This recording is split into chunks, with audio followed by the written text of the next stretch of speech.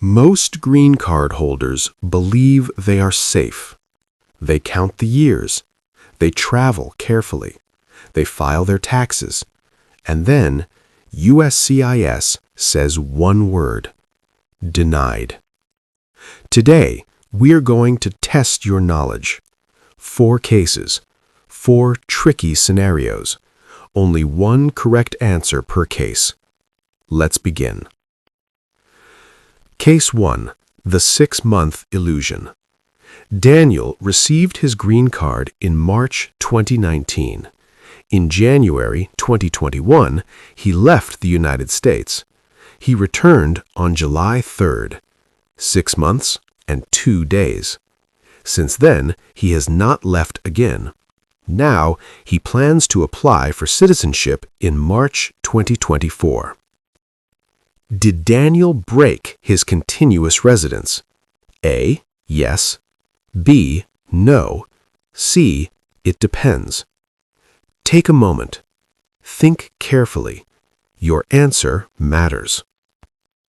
10, 9, 8, 7, 6, 5, 4, 3, 2, 1.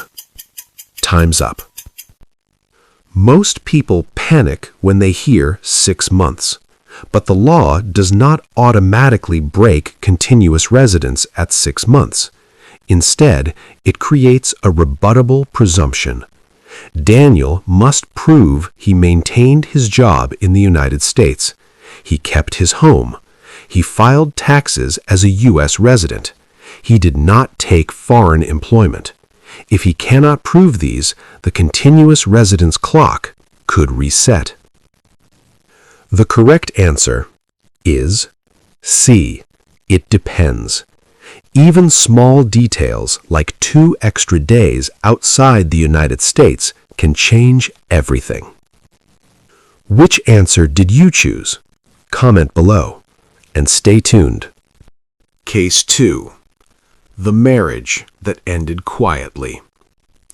Jessica received her green card through marriage. 3 years pass. She applies for citizenship under the 3-year rule. She is still legally married. But 2 months before her interview, they separate. Not divorced, just separated. Can Jessica still naturalize under the 3-year rule? A. Yes. B. No. C. It depends on the officer.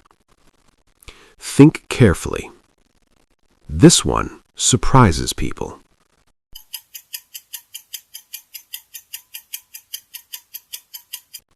Many applicants believe if you've been married for 3 years, you qualify. But the law says something more specific. You must be living in marital union with your U.S. citizen spouse for those 3 years, and up until the oath ceremony. Separation, even without divorce, can break marital union. And if marital union is broken, the 3-year eligibility disappears. The correct answer is B. No. Jessica would likely need to switch to the 5-year rule. Immigration law is not sentimental. Case number 3. The travel perfection trap. Michael is careful, very careful. He never stays outside the United States for more than 5 months at a time. No 6-month trips. No 1-year absences. But he travels 4 to 5 times every year. Over 4 years, he has spent a total of 2 years outside the U.S. Has he broken continuous residence? A. Yes. B. No. C. That's not the real issue. Choose carefully.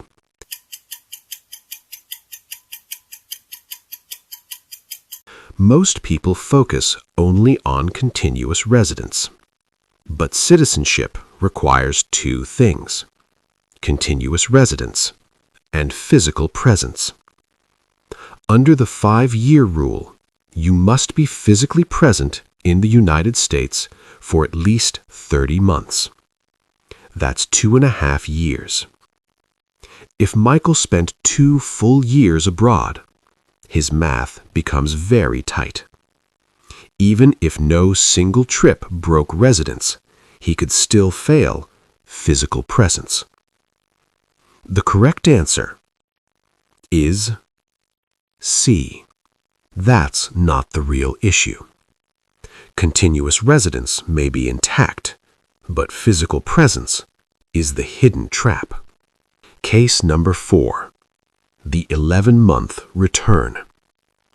A green card holder leaves the United States. 11 months pass. No re-entry permit. He returns to the airport. The officer reviews his passport, asks a few questions, and lets him in. He feels relieved. Safe. 1 year later, he applies for citizenship. Is he safe? A. Yes. B. No. C. Temporarily safe, but at risk. Think carefully.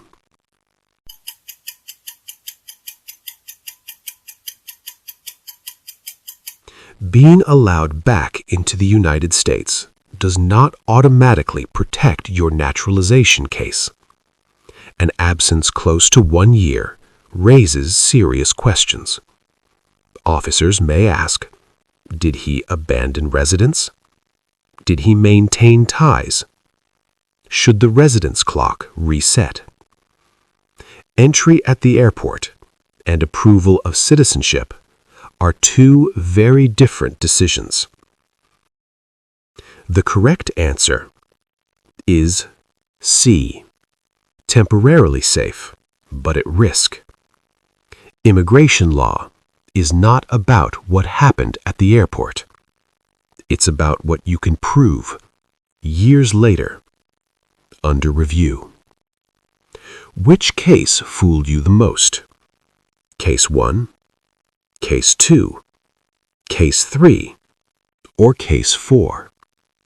Comment below. And if you want part 2, it gets even harder.